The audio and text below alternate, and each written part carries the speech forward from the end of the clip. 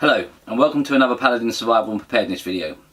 In this video I'd like to take you through a few key items that I like to keep around the house and in times of a power outage. Whether it's for routine maintenance or as a storm come in, anything that's taken the power out. So for instance, we had over 500,000 homes last week go down with no power for a couple of days in Ireland through the ex-hurricane Ophelia. So we never know when these things are going to happen, so it's always good to have a bit of kit around to help you out in these situations.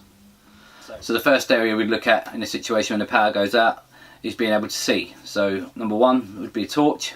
Get a couple of torches, however many you want. They haven't got to be super expensive, as long as you can see what you're doing. I generally keep one on the windowsill in each room of the house, so I know I'm not too far away if the power does go. One rule with torches is make sure you've got enough batteries in stock, the right size for those torches.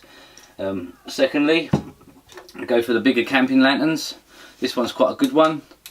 It's got two torches built in, so if I needed to, could take one of the two torches off, turn it on, go for a walk, go to the toilet, whatever you need to do. But camping lanterns, I'd say, are essential for whole room illumination. So if you're planning an evening in with a family and the light goes out, you don't really want to be sitting there with a torch each. Get yourself a nice camping lantern. They're inexpensive these days. Most of them come in between £5 and £10, which is not too much to ask for an evening's lighting. Other than that, if you run out of batteries or you haven't checked battery stock lately, candles, good old-fashioned candles, household candles, last between 5 and 8 hours with matches and a bunch of disposable lighters. Fantastic to have around. Okay, so once the problem of lighting's out of the way, we've got that sorted. The next step, I'd say, would be to go and fill your baths up with water. Any other containers in the house you have spare, maybe jerry cans, plastic camping jerry cans, or any empty bottles, jugs, whatever you like. Just go and fill up with clean drinking water and fill the bath up, because you never know, if the power's out for a prolonged period of time, there's a good chance the water system could go with it. So have a backup. At least you can have you can drink your water, flush your toilets, and generally maintain a normal bit of lifestyle. So it's lighting done, water done. The next thing we'd say would be a bit of warmth. So first step, get a couple of blankets. So either that or you can be dragging the duvets off the beds, bringing them downstairs, because you don't want to be going straight to bed if the lights go off. You want to try and maintain a bit of normality. So nice wool blanket or any blankets. If you have got access to one or can get hold of one, an old Caligas heater. I've got one. I'm not going to show you it because it's a bit heavy to drag over and bring up on the camera, but the old Caligas heaters, they're inexpensive to run and they're great as a backup system. Other alternative heat sources could be a wood burner, log burner, open fire, but whatever means you're going to be using, just make sure you've got enough gas or logs, whatever you need put away for a good week's worth of no power really. Then I suppose the next thing we'd go on to would be being able to cook and eat and boil water.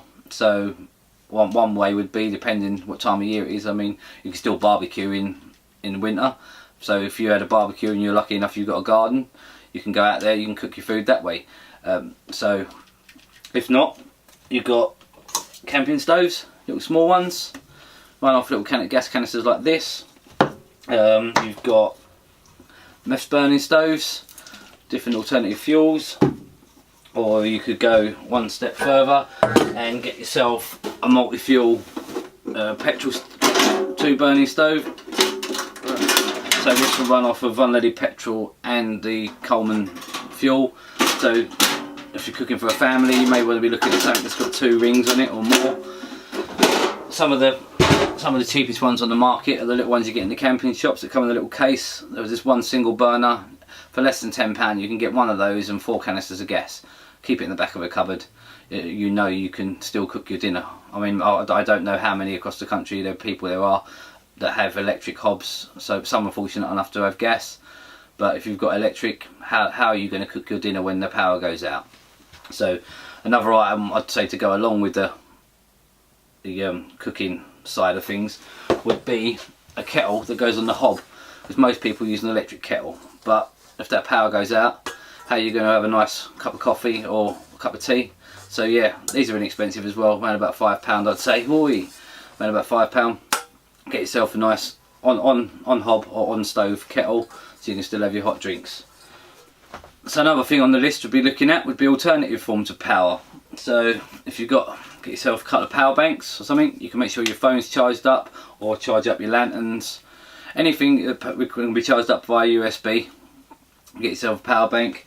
If we're out for more than a couple of days, or anyway, get yourself little portable solar panels.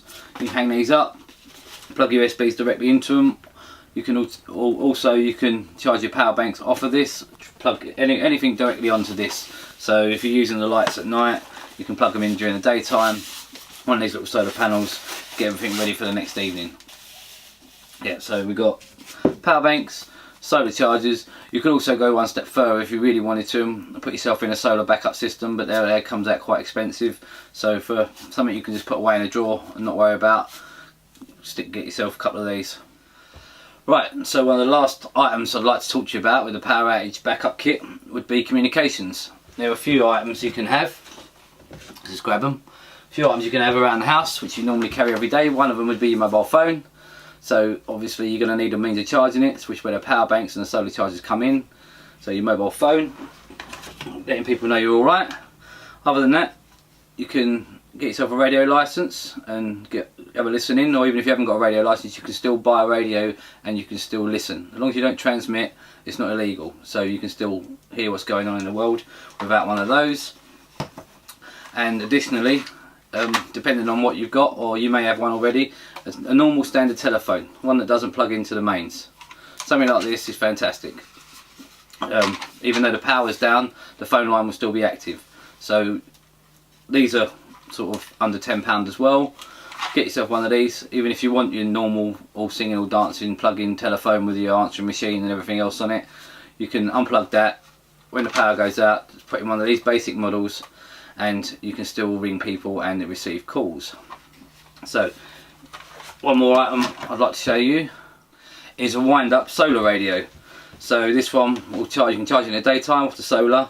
It can be charged off a USB, so you can charge it from the power banks, and also you can wind it up with a handle on the back. This one comes with a torch built in, but at least if the power's out and you've got a means of listening into the outside world, it's absolutely fantastic, because you can still know what's going on and not have to worry about when's it coming back on. So there'll be information going across the airways all the time.